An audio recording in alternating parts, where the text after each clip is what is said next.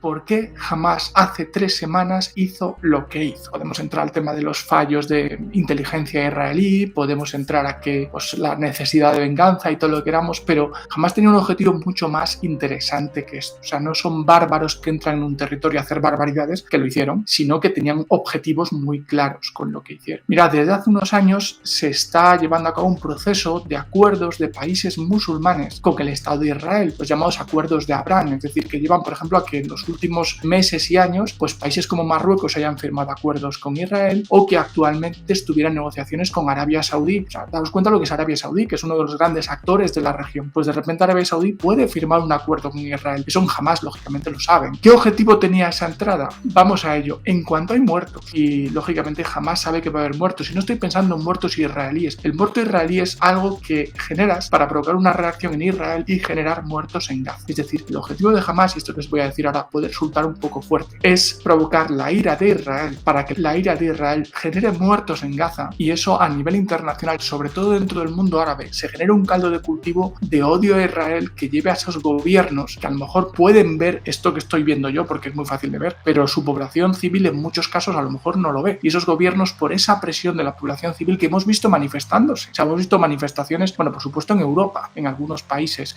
en algunas ciudades donde hay muchos musulmanes, como es el caso de Londres o París, lo que buscaban era esas manifestaciones en Rabat, esas manifestaciones en Riad, en el Cairo, las grandes capitales del mundo musulmán, para que esos gobiernos que están empezando a llegar a acuerdos, los acuerdos de Abraham, insisto, con Israel, tengan que frenar por lo menos temporalmente, porque la opinión pública no va a sostener eso, no va a respaldar eso, es más, va a protestar contra eso. Nos puede parecer curioso, pero lo que Hamás quería con sus ataques era generar la ira de Israel para luego generar muertos en Gaza. Y además sabiendo que Hamás tiene buena parte de sus cuarteles en los pisos bajos de hospitales, escuelas y lugares donde viven civiles. Es decir, lo que quieren es provocar esas imágenes de niños, que es un desastre. Y no, con esto no quiero culpar a Israel de cosas que haya hecho o puede hacer, cuidado, pero es que Hamás lo está buscando, porque son imágenes muy fuertes que, lanzadas a la opinión pública internacional, sobre todo a países musulmanes, lo que hace es que estos acuerdos de Abraham se vayan frenando y que el odio a Israel en el mundo árabe crezca. ¿Qué es lo que busca Hamás? O sea, Hamás lo que busca es terminar con el Estado de Israel. Y claro, en cuanto en los últimos años los demás países árabes han ido viendo que Israel es un actor internacional que no van a poder quitar de ahí y con el que viene bien llevarse bien, porque eso favorece comercial y económicamente a sus economías. Caso de Jordania es clarísimo, pero también caso de Egipto. Claro, en cuanto